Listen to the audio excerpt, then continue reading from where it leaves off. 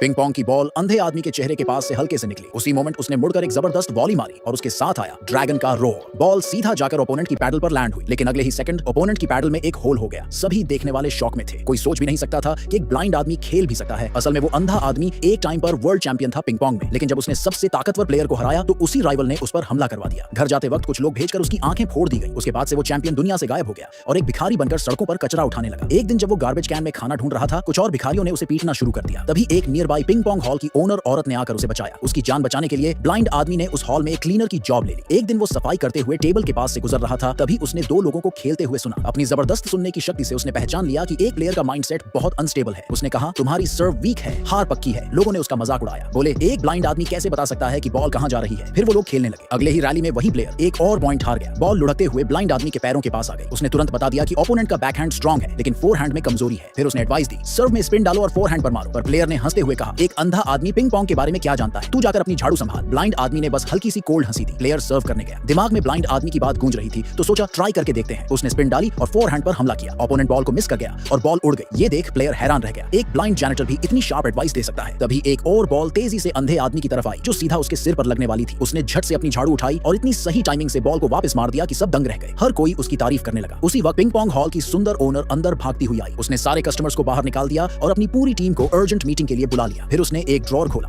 और उसमें से बैंक कार्ड्स का एक बड़ा सा बंडल निकालकर सबके सामने रख दिया। उसने अनाउंस किया कि आज से पिंग पोंग हॉल बंद किया जा रहा है, क्योंकि एक पुराना ट्रेडर एक प्रोविंशियल चैंपियन को लेकर वापस आया है उन्हें चैलेंज करने। अगर वो हार गए तो पूरा हॉल देना पड़ेगा। उसे पता था कि उसकी टीम प्रोविंशियल लेवल के चैंपियन से नहीं जीत सकती, इसलिए उसने अपना सारा जमा पैसा सबको देने का फैसला किया। और उसकी टीम कई सालों से उसके साथ थी और उन्होंने कसम खाई कि हॉल के आखिरी दिन तक साथ देंगे। लेकिन ओनर ने कहा कि वो उनकी जिंदगी खराब नहीं करना चाहती, इसलिए सबको जाने के लिए कहा। फिर उसने एक स्पेशल बैंक कार्ड ब्लाइंड आदमी को दिया और कहा कि उसकी जिंदगी सबसे मुश्किल होने वाली है, इसलिए उसे ये पैसा लेना ही होगा। ब्लाइंड आदमी को वो दिन याद आया जब इस औरत ने उसकी जान बचाई थी। वो चाहकर भी हॉल की तबाही चुपचाप नहीं देख सकता था, लेकिन फिर भी उसने कार्ड ले लिया। ये देखकर सबने उसे गालियां देना शुरू कर दिया। मैनेजर तो उसे मारने तक आ गया, पर ओनर ने बीच में आकर रोका और कहा कि ये पैसा उसका हक है। उसी वक्त ट्रेडर अपने पूरे टीम के साथ हॉल में घुसा। उनका मेन प्लेयर था दुनिया का तीसरे नंबर का पिंग पोंग खिलाड़ी। ट्रेडर ने कहा कि अगर उसकी टीम में से कोई भी एक आदमी उसके प्लेयर को हरा दे तो वो हार मान लेगा। ओनर का सीनियर डिसाइपल सबसे पहले सामने आया, लेकिन वो प्रोविंशियल चैंपियन के सामने टिक ही नहीं पाया। एक भी शॉट वापस नहीं कर पाया और सीधा 11-0 से हार गया। बहुत शर्मनाक हार। ओपोनेंट की खतरनाक ताकत देखकर अब मैनेजर ने एंट्री ली। जैसे ही मैच शुरू हुआ, दोनों तरफ से तगड़ी रैलीज चली, लेकिन बस 10 शॉट्स में ही ब्लाइंड आदमी को कुछ गड़बड़ लगा। ओपोनेंट जानबूझकर मैनेजर की एनर्जी खत्म कर रहा था। फिर आया एक भारी स्मैश।